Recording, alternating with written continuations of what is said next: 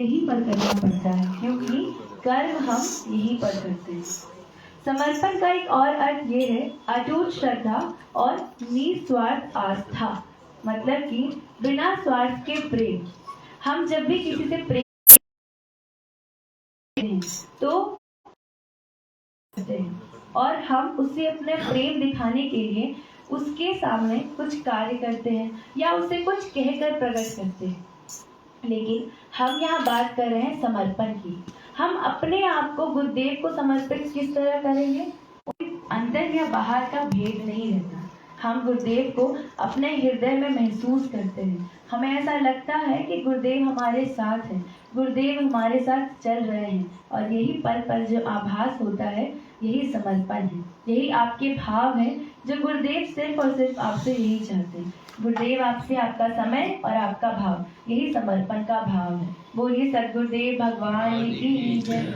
आइए मैं आपको कुछ भाव सुनाती हूँ, कुछ पहले की गाथा युगों युगों की, जिसमें समर्पण के भाव से किस तरीके से उन लोगों ने समर्पण किया और भगवान में लीन हो गए।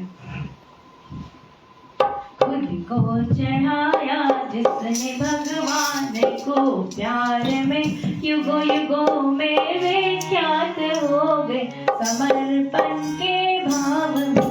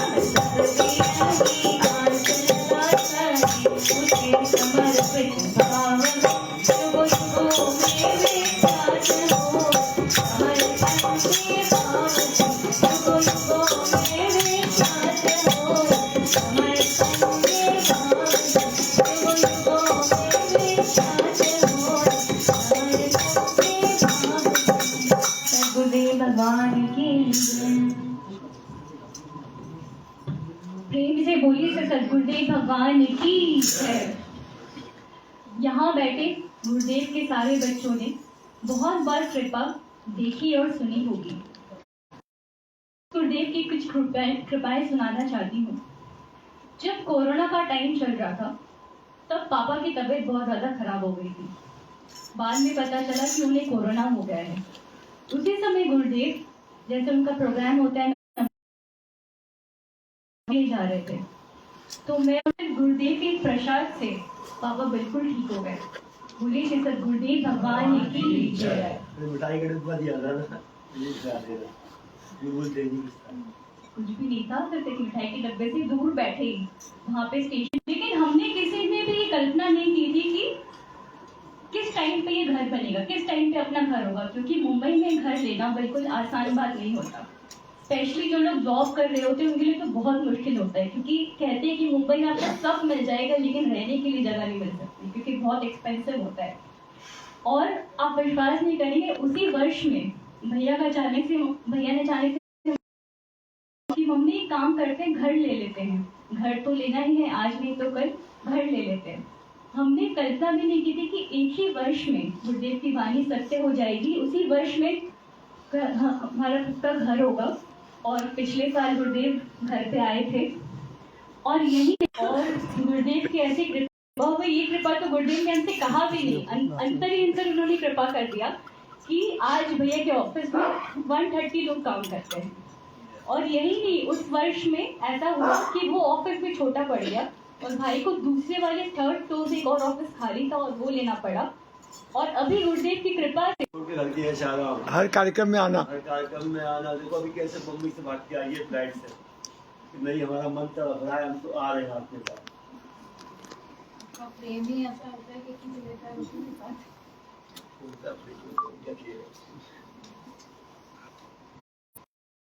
जमीन के रूम बने हुए हैं, हर आश्रम में रूम बने हुए हैं।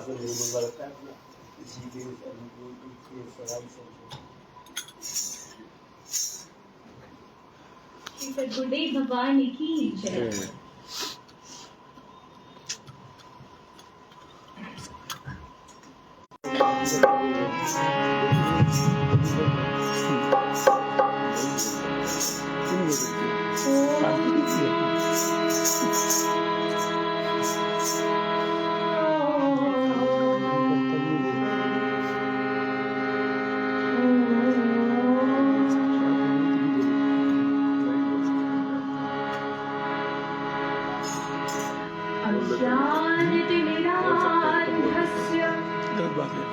ज्ञानाञ्जनशलाकया चक्षुरुन्मीलितं येन तस्मै श्रीगुरवे नमः। आनन्दमानन्दं करं पता है मेरे